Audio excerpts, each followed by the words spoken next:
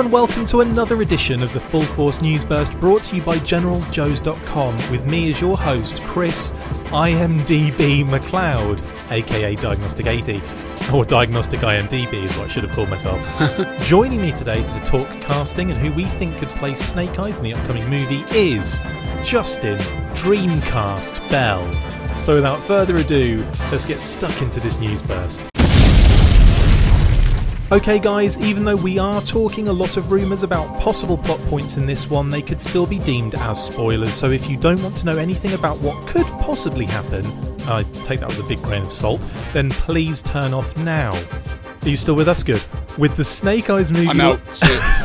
You're not you, Justin. God, spoilers. Brilliant. With the Snake Eyes movie locked in for an October 2020 release, we thought it was a good time to start talking casting, which is probably what they should be doing. Of course, with filming delayed due to director Robert Schwenke's other filming priorities, it means that we still don't know who's been locked in for the role of Snake Eyes, or any of the other characters. In fact, we don't even know who else will be included at this point. Even with minimal info regarding the film, we can at least base some of our fantasy casting decisions on what we know about the script. Speaking a number of months ago, writer Evan Spiliotopoulos explained, "Our vision is a Hong Kong movie of the 70s. The idea is to go back to the rough and tumble. You know, a Bruce Lee movie, but directed by one of the greatest Japanese directors of all time. Other rumoured details suggest that it will be an origin story focusing on a younger 20-ish Snake Eyes, the Arashikage clan and a few new named characters. A lot of the info did come from that hashtag show, however, so grains of salt are necessary here, but we can all agree that it currently looks like we are getting something very different from previous Joe movies. We also know that Japan, Vancouver and Los Angeles are filming locations, so expect to see Arashikage temples and the like. There has been mention of a largely Asian cast due to the nature of the storyline, and it's fully expected that we will see Cobra in some form or another, including a possible tie-in with the clan and the terrorist plot. The rumours also suggest that when we meet Snake Eyes himself, he will be street fighting in Peru and desperately seeking vengeance for the death of his father. We are making a lot of assumptions for this one, so obviously this is all subject to change, and I will be the first to admit that I'm usually crap at casting. Either way, let's get into the characters and their possible actors. Let's start with the main character that we know is going to be involved in this one. Let's start with Snake Eyes. So he's going to be introduced... I was going to go with Lightfoot. I was going to say we should put him at the end. Special guest. Oh my God. Starring Brad Pitt as Lightfoot. No, it'll be like that Matt Damon reveal in Interstellar. They'll open like a thing and out will pop Lightfoot. He's introduced as a street fighter in Peru, desperately seeking vengeance for the death of his father. Now, one possible actor option that we should discuss first is that of, and this was kind of floating around early doors with the Snake Eyes kind of movie info kind of doing the rounds, and that's Leo Howard, who played the young Snake Eyes in The Rise of Cobra. I mean, What are your thoughts on, first off, going back to the well for an actor that has already been in a previous G.I. Joe movie? Do you think that's wise, or do you think this is even a possibility? I guess anything's possible. I would hope if they do it purely based on, kind of where he is as an actor, not just because he was the kid in the other movie, because there was certainly no reason to carry that forward. I mean, I saw Rise of Cobra, more times than I probably should admit, and I still don't remember really what that kid looked like, so it really would be meaningless to cast him simply because, to retain some small sliver of continuity to a film that most people want to forget anyway. So I think it would be more like the homage would be there. I mean, if he's a credible actor, and I mean, he's continued working since then, and if they like what he brings to the table anyway, and he can homage as well, then why not? But I don't know if they would build an entire film franchise around an actor they cast it partially for homage purposes. I would hope they would focus purely on talent and stuff like that rather than those other angles. But yeah, and one kind of along similar lines, I was thinking maybe Lucas Hill, who I think played Havoc in X-Men First Class. Big time, yeah. So yeah, Lucas Hill was pretty decent actor. He's been in quite a few different things. So, not necessarily his best work probably. And I mean, I know wasn't he in X-Men Apocalypse as well? Or yeah, no, he was, because he actually, spoiler alert, he dies in Apocalypse, doesn't he? Oh, yes. Spoiler alert. I should make that more obvious.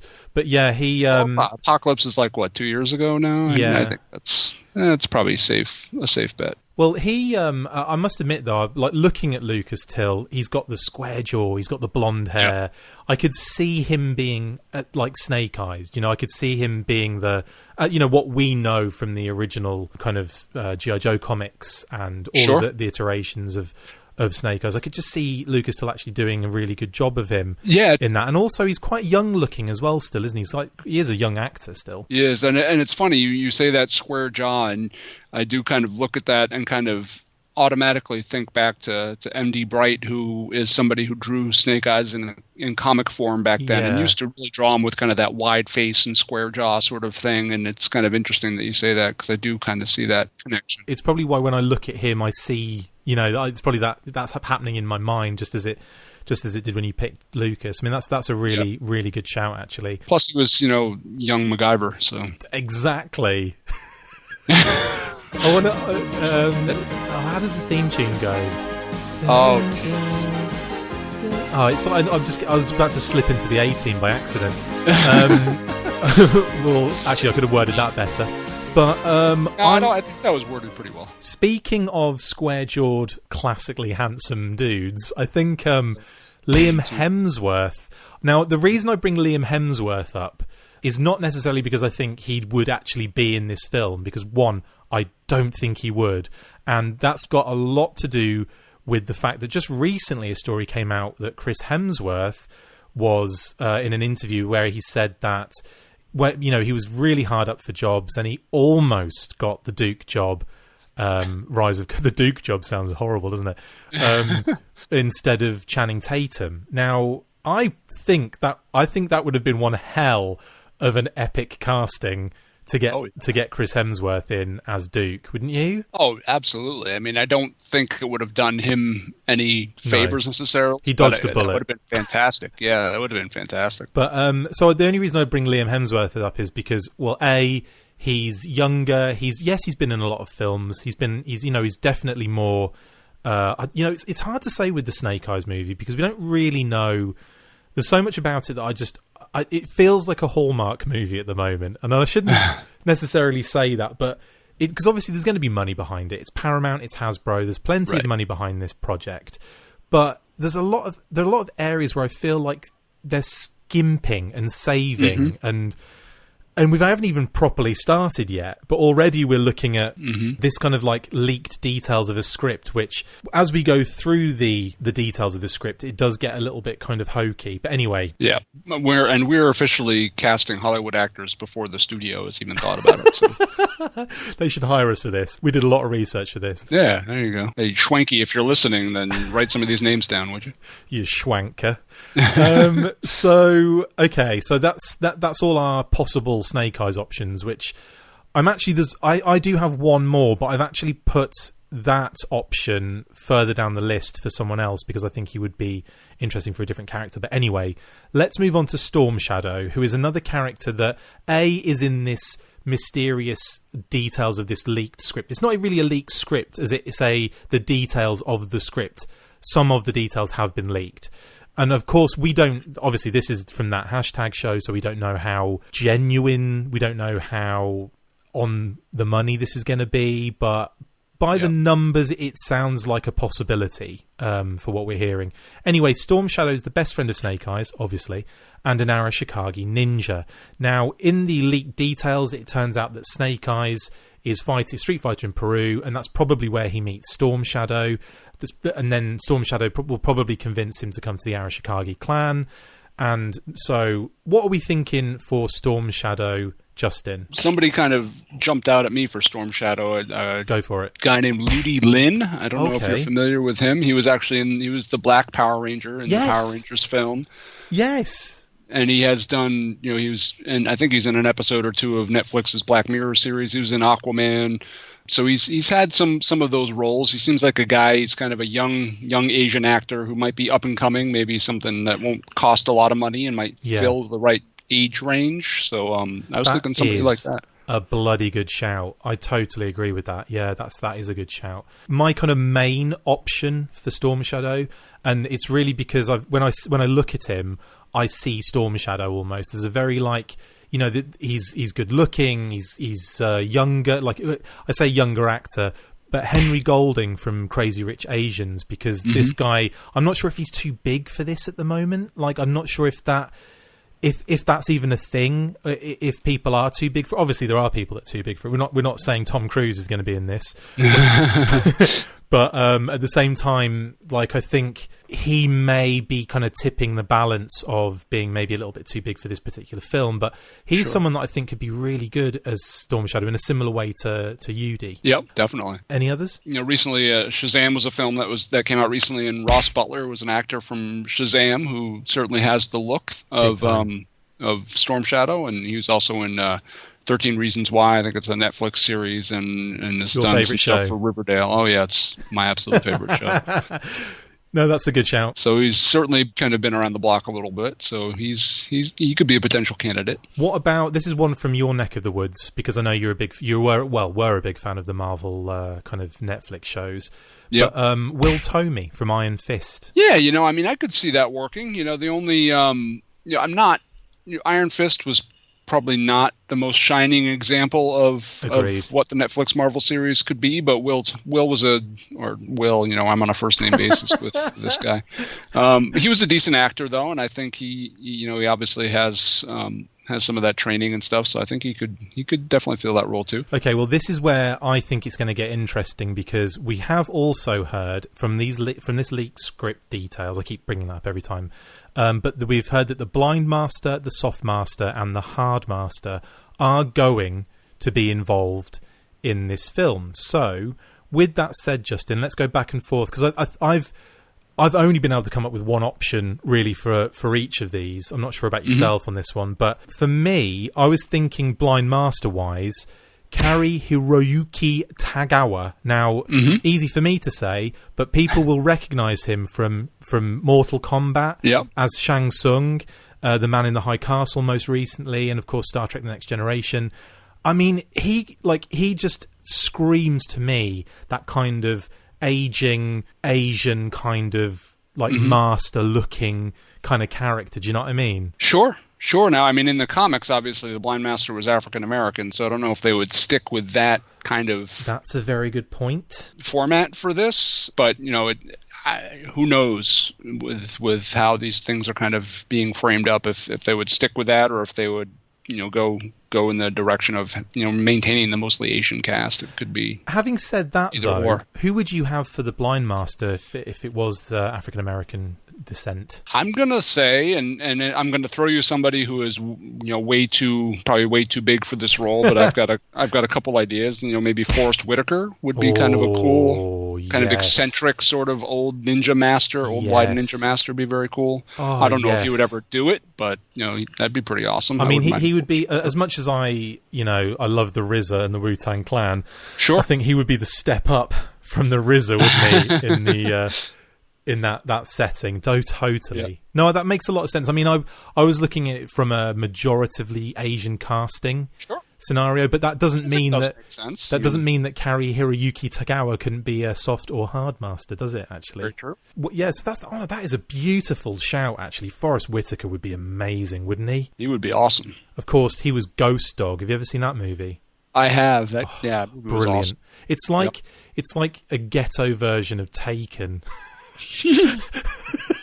I've never heard it described that way, but that's eerily accurate, I think. I bloody love that movie. What about the Soft Master? That's a tough call. I mean, I honestly haven't really, Soft Master has such kind of a unique look to him. I mean, there's this guy named Louis Tan who is, in the, I don't know if it's purely Netflix, Into the Badlands. Yeah. And then he was also in Deadpool 2. He was Shatterstar in Deadpool 2. So that's certainly a potential. Soft Master is just so iconic as kind of being that very affable, friendly-looking guy with the white hair, plump dude that, it's kind of tough to cast a role like that. But, this, Louis Tan could certainly fill that role, I would think. Yeah, I mean...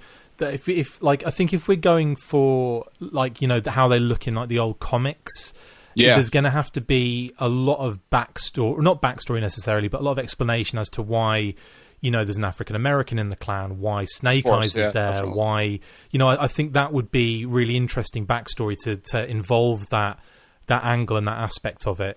But yeah, I know Lewis Tan was, he obviously doesn't look necessarily like the original Softmaster, but I think in terms, if we're looking at the master hierarchy, I think having like a younger, like not necessarily really young, but like, you can see he's obviously probably, he kind of bridges the gap between the young trainees and the young clan members and maybe kind of the older kind of masters. So he's kind of like maybe like he's so good that he's young, but he's kind of come through, if you know what I mean. Right. I think Lewis Tan would be brilliant for that, totally. Yeah, and one thing that drives me crazy about, kind of the fan castings that they do is oftentimes folks will focus on how the actor looks and not necessarily how good of an actor they are. Now, obviously, we don't have much to go on here, so where obviously looks do play a role. They come into it. Like you do want to have an Asian actor be Storm Shadow or be some of these other characters. But to me, it's almost more important kind of the actor's acting chops above and beyond, whether they look the part, because they can always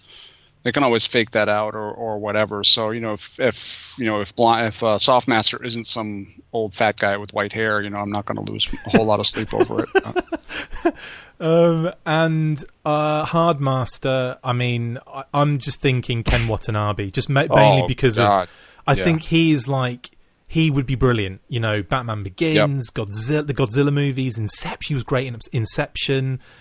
He was in The Last Samurai as well. So, I mean, this guy's got acting chops. He's got big movies under his belt, but he's not someone that I don't think they couldn't get hold of to use in this particular, this casting role. I think that'd be really cool. Yeah, absolutely. I mean, you almost figure, he's in almost every single kind of this style movie that's that has a predominantly Asian cast. He's in almost every one of them. So you almost got to carve a role out for him somewhere. I totally agree. Okay, now we move on to Akita. She is the first new character we've kind of come across now, and again, this name has been dropped in the leaked script details. Former apprentice and lover of Storm Shadow, apparently. That's where we start. It also mentions that she's head of security, so she's obviously going to be a really strong female lead, hopefully. Hopefully. But it also says possible love interest of Snake Eyes, which, again, I'm kind of a bit beyond the whole jilted, the kind of fighting over a woman type storyline. Yes. I think it's been done to death now, and I feel like it's old fashioned. And again, this is only very, like, we're talking details. We're not talking, this could be changed at any moment. Right? It probably has been. It might not even be the script that we're talking about, but this is the only thing that's out there. But I'm just fed up of that, man. Do you know what? I don't need that anymore. Agreed. Yeah, it seems like such a tired cliche, sort of, that whole love interest. Like, the division between Snake Eyes and Storm Shadow has always been much deeper and much stronger and much more complicated than that. And, who knows? Perhaps I'm sure there's some other levels of complexity here that we're not seeing. But if they really boil down this Storm Shadow Snake Eyes conflict to being over a love interest or something, that's going to be somewhat disappointing. And I think ultimately will destroy any interest I have in the overall plot of the film. Anyway, in terms of possible actors for this particular role, I mean, there's quite a few. If we're talking young Asian action stars, there are plenty out there. I mean, Lana Condor, for one, who was Jubilee in X-Men Apocalypse. Sure. Karen Fukuhara is she was Katana in Suicide Squad. Yes. Well, as much as I absolutely despise that film, it's a terrible film. But I think you can't really. I mean, unless they've had like a massive role in a film and have just been awful throughout with everything they've been given, it's just really poor and not very good, and you're not very invested in it. Fair enough. But if they've just had like this small part in the film that's been that's been written poorly, that's been executed terribly, I don't think we can hold that against her. No, not at all. And I wouldn't. A film like Suicide Squad that obviously had its share of issues above and beyond the actors and actresses involved, I would not lay that on her, not by a long shot. The other thing is, like, the funny thing is we don't know many more details about this particular character. So she could be like, I don't know, quite of like, kind of a larger stature, head of security. She could be like real, or she could be like very, small and petite, and actually like kind of like completely surprises you in how, ridiculously hard she is, like, weapons and all sorts. So it's very difficult to get like a bead on who could play her. But again, if we're looking at, Asian action kind of stars, I think Juju Chan would be really good as well, like Crouching Tiger, Hidden Dragon, Sword of Destiny. She was in. So I think, I'm a big fan of the original Crouching Tiger, Hidden Dragon movie. And when I watched Sword of Destiny, it was okay. It wasn't too bad, but it was definitely didn't have the same, pretty much didn't have the same budget as the first movie. Right. But she was still really good, Juju Chan. And I thought, in actual fact, there's a good actress there, a good actor there. So I think she'd be really good for that particular role. Definitely. Moving on, we get another new named character in Kenta. He is the brother of Storm Shadow, member of the rival clan, the Kurayami. I think I said that right. He attempts to lure Snake Eyes away to help with a terrorist plot devised by Cobra. So this is the first mention we get of Cobra. They've obviously got this connection with... Could the Kurayami be like Red Ninjas? Like, could that be what they're doing here? Definitely. I could see that being kind of a connection here. You see, this is where I think the wedge between Storm Shadow and Snake Eyes could be placed.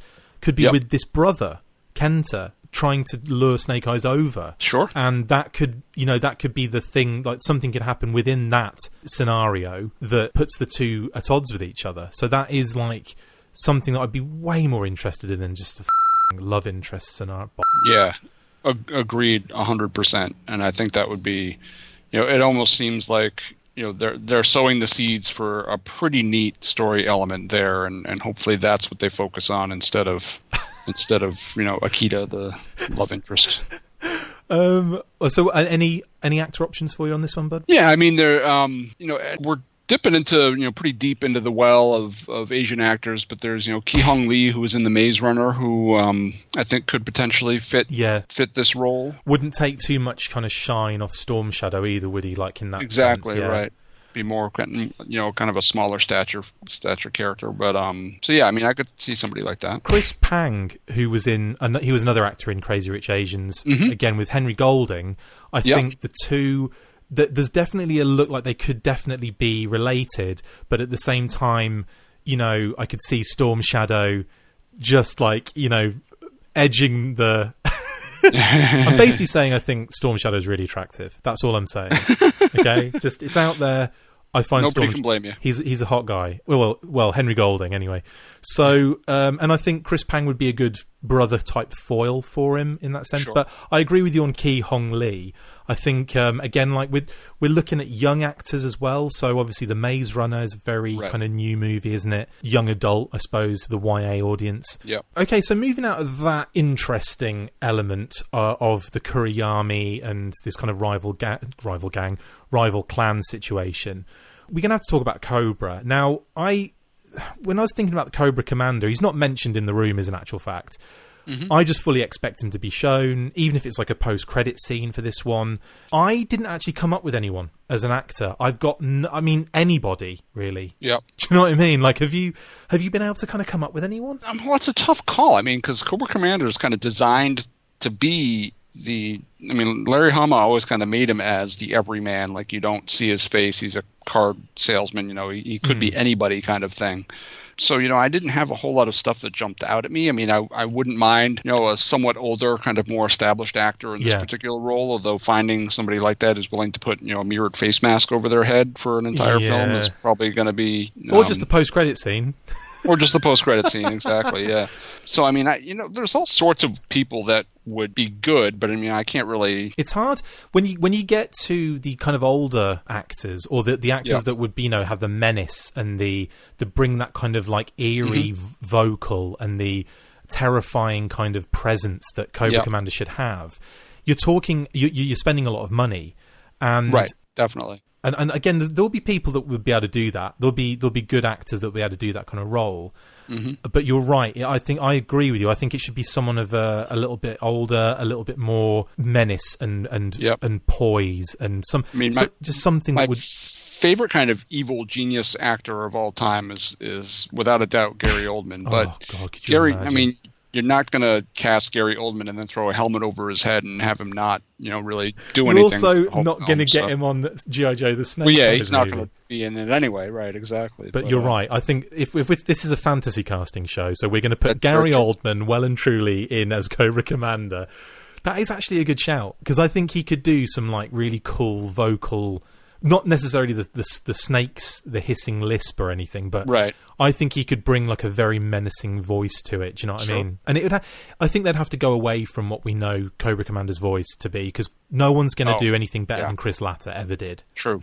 Yeah, and as much as people are going to want to say, this was the G.I. Joe of my youth. I mean, doing a live action film is not the same as doing an animated series. And, you're not going to have a guy in $100 million Hollywood blockbuster, rolling his S's and being a human snake. I mean, I just don't think that's going to work. He was once a man. Right. Speaking of someone who was once a man... I'm right here, Chris. Sorry. Zartan. Now, he's not mentioned either, but the connection he has to obviously the Arashikage, I think would put him in a likely category to show up in a similar fashion to the previous guy, the previous incarnations of this storyline. Now, I've got one that I really want to push on this one. This came to me the other day. I was watching Rogue One, and Diego Luna stood out to me as someone that would be an absolutely superb Zartan. Because I could see that. I know Zartan was never. I mean, he's got like the British accent, I think, in the in most. When I hear Zartan, yeah, kind of sometimes British, sometimes Australian. It's kind of weird. Yeah, it's got that kind of a British Aussie kind of thing going on there. I'd shout out to Tony Roberts of Analog Toys, who has got that exact accent.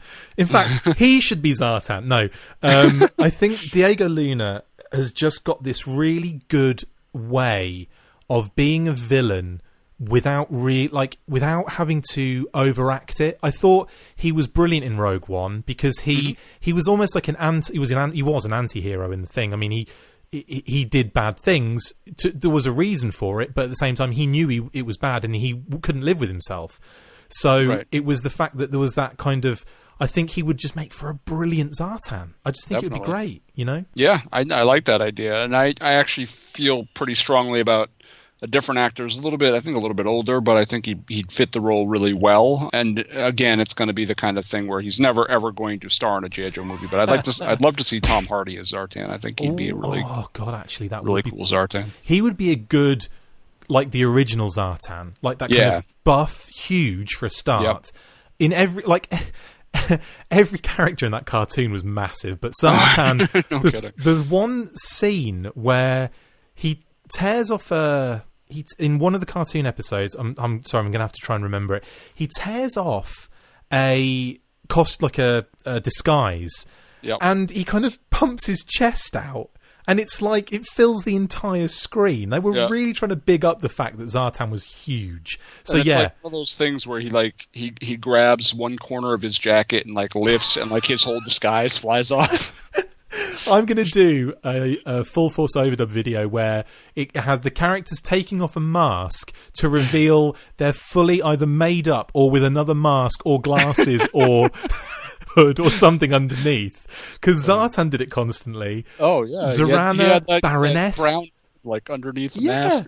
And Baroness always had her glasses on. Yeah. There's one, Worlds Without End. They're on the train. They both tear the full mask off and everything. And they're both, like, Baroness has her glasses. She has another mask over her mouth. It's like... Oh, it's so awesome.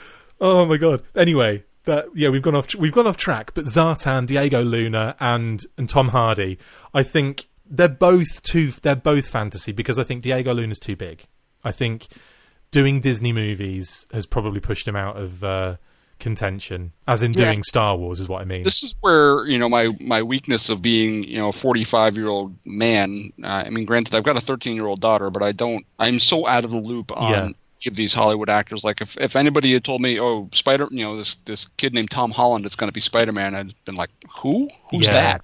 I know cares about Tom Holland, but he freaking kills it. I mean, if we were in the industry, if we were doing casting calls, and if we were getting all the information like the audition tapes and audition paperwork, then it would make this particular situation a lot easier. If we actually knew who these people were. Than having to Google top 50 young actors at Hollywood every single time. Yeah, I did this search for young Asians, and I got this whole different thing that I'm not really comfortable with. Amazing. On top of... Okay, so another one that came to me as well, which I think would be... it links, I think, quite well. Do you remember when we were chatting before and Ansel Elgort's name came up, and we were both chatting about it, and I mentioned it because he was in Divergent, so obviously he's got the connection to Robert Schwenke. Now, the thing is with this guy is when I look at him, and he's younger, so obviously you've got that option to go with a younger actor too. Yeah. But he does have like a very odd vibe about him. Like he's not classic. I mean, he's a good-looking guy, don't get me wrong, but he's not like your classic good-looking dude, if you know what I mean. Are you dissing Ansel Elgort? I know, I'm sorry. I'm not. I do find him attractive. I definitely would. The name like Ansel Elgort, he's got to have good looks. Exactly. I mean, and he's a good-looking guy. He's a very good-looking guy. But I mean, he's got this look about him that I think would be perfect for someone like Zartan. Like a little quirkiness, maybe a little odd vibe to him. Sure. So yeah, I'm not saying he's not ugly at all. He's a good-looking guy. But yeah, and I think again, Zartan, brilliant. The last character that we'll talk about now is really just because again, she's been so synonymous with Snake Eyes and his every single incarnation that we've ever seen. And that's Scarlett. Now, she hasn't been mentioned in the details, so obviously it's very likely we won't see anything G.I. Joe. I would be surprised if we didn't see something just at the end, just to kind of hint at what's to come, or maybe even introduce him into... Because, I mean, it's got a lot of story to tell in, 2 hours? An hour and 45 minutes? I hope it's not an hour and a half, because that just pushes it into rom-com territory. It would be odd, I think, even if it is, a total origin story. It would be odd to have a Snake Eyes movie without Scarlett somewhere in there. This is where I had the hardest choice, though. So I couldn't think of any actors that would fulfill that particular role. And I do get caught up when I think of Scarlett with redheads. So then I'm thinking, they've got to be redhead, but then they don't have to be redheaded because you can put a wig on. Like, sure, they can do loads with movies now. Like. Hair and makeup is like that was done years ago, so that's okay. You can have anyone in there, but I really struggled with this one. I was thinking like young. I was thinking Divergent again because I was thinking Robert Schwenke Connection, and I was thinking is it Shailene Woodley? I think it's Shailene Woodley. Yeah, and that was the only person I could. She's got kind of like cute features. She's young. She's fresh. I think like. Scarlett, she could do Scarlett quite well. I just, but other than that, I really struggled, like completely, to find anyone that that wasn't already too massive, like too atmospheric or stratospheric for this film. Yeah, exactly. I struggle too because when I think of Scarlett, I'm thinking of someone who's kind of she's a badass, someone like Carla Gugino or somebody like that. But she's probably not the right age demographic, and she's probably too popular. So rude, Justin. I know. I'm sorry. You can't say she's too old. But no, you're right. I agree. Someone like that with that kind of intensity. Yeah, I don't necessarily need somebody who's gorgeous or whatever. I want somebody who's kind of a hard edge and can kick your ass. And unfortunately, in Hollywood these days, you don't always cast younger female actresses to fulfill that role, which is unfortunate because I think you should. Agreed. So, I don't know. I think, there's all sorts of options out there, but I can't really land on anybody specific. But again, like putting a wig on, if you find an actress and train her enough, they can do whatever you want. You wouldn't have thought, Brie Larson could be Captain Marvel, but spend enough time in the gym and kind of hone your craft a little bit, and you can be whoever you want to be. So that doesn't necessarily matter a whole lot. I think again, it's not out of the realms of possibility that we get a lot of unknowns in this film, and Absolutely. I don't think that's a bad thing at all. I think you get a lot of hunger, you get a lot of desire from the actors to want to prove themselves. Sure. And like you say, hit the gym hard and become some absolute crazy bad. I totally agree with that. And obviously, like for all the listeners, viewers, if you'd like to chime in on who you think would be good for all of these positions as well, like, you know, by all means, jump in. Let us know who you'd like to see in this film. Anyway, Justin, thanks, bud, for jumping on and chatting a long time through our fantasy casting options. Really appreciate it, mate. Not a problem. I'm going to get back to this young Asians Google search. Sorry for interrupting your evening. That's it for this instalment of the Full Porn Force. No, of the Full Force News Burst. Thank you to my awesome co-host, Justin Bell. See you next time, and as always, Full Force. Make sure you get involved with the discussion by liking, sharing and commenting on these videos, and as always you can keep up with the show after listening by following on Twitter @The Full Force, liking the Facebook page facebook.com/The Full Force, and if you would like to contact the show you can message us on either of those platforms with feedback or questions.